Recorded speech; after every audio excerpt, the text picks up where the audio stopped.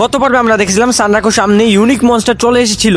সেই unique monster আসার পর সানরাকুর সাথে কি হয়েছিল, সে মারা গিয়েছিল নাকি ইউনিক মনস্টার মারতে পেরেছিল, আজকের এপিসোডে আমরা সেটা জানতে পারবো। তো চলো বাড়তি কথা না বলে এপিসোড শুরু করা যাক। এখন মনস্টারটি সামনে এসে উপস্থিত হয়, বিশাল আকার, আগুনের মতো লাল চোখ। এটা কোনো সাধারণ শত্রু নয়, শত্রুটা পুরোপুরি নতুন, একদম অন্যরকম শক্তি নিয়ে তৈরি। সানরাকু বুঝতে পারে তার সাধ্য মতো লড়াই করা জরুরি। সানরাকু যুদ্ধ শুরু করে, কিন্তু মনস্টারটার শক্তি এতটাই ভয়ানক যে সে বেশ কিছু আক্রমণ করে আর মনস্টারটা সেই আক্রমণগুলো ধ্বংস করে ফেলে। সানরাকু অনেকটাই ক্ষতিগ্রস্ত হয় এবং সে মৃত্যুর দিকে হেলে পড়ে। এমন সময় যখন মনে হয় সব শেষ, সানরাকু তার মৃত্যু স্বীকার করে নেয়। এটা একবারে আনএক্সপেক্টেড ছিল। তবে সব গেমের মতন এই গেমের নিয়ম সেম নয়, অন্য গেমের থেকে এই গেমের নিয়ম একবারে ভিন্ন।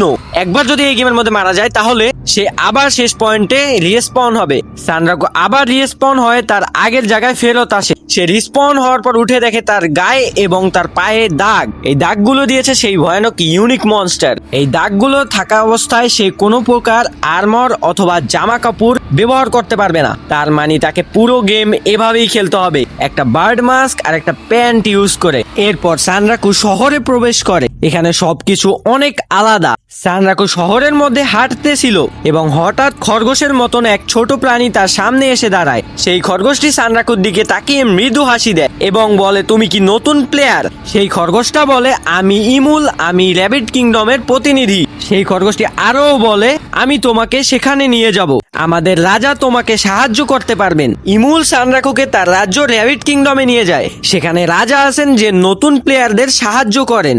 সানরাকু যখন নতুন র্যাবিট কিংডমে প্রবেশ করে তখন তার সামনে এক বিশাল দুর্গের দরজা খোলে। রাজ্যটা অত্যন্ত প্রাচীন এবং সুন্দর, কিন্তু সানরাকু জানে এখানকার প্রত্যেকটা পদক্ষেপ একটি নতুন চ্যালেঞ্জ। সানরাকু রাজদরবারে পৌঁছায়। এখানে রাজা উপস্থিত। সেই রাজাকে দেখেই মনে হচ্ছিল সে অনেক শক্তিশালী। রাজা সানরাকুকে দেখতে পায় এবং তিনি সামনে এসে জিজ্ঞাসা করেন সানরাকু কি চায়। সানরাকু রাজাকে দেখে ভয় পেয়ে গেল এবং বুঝতেছিল না কি করবে। তখনই রাজা বলে ওঠে, তুমি যদি আমাদের সাহায্য চাও তাহলে আমাদের রাজ্য এবং নিয়মের প্রতি শ্রদ্ধা রাখতে হবে।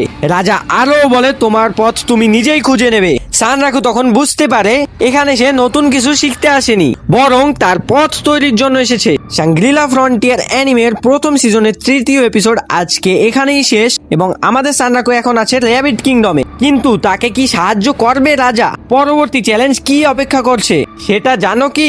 উত্তর শুধু পরবর্তী পর্বেই। তাই সাবস্ক্রাইব করতে ভুলো না আর দেখো পরবর্তী এপিসোড, কারণ এই যাত্রা এখানেই শেষ নয়।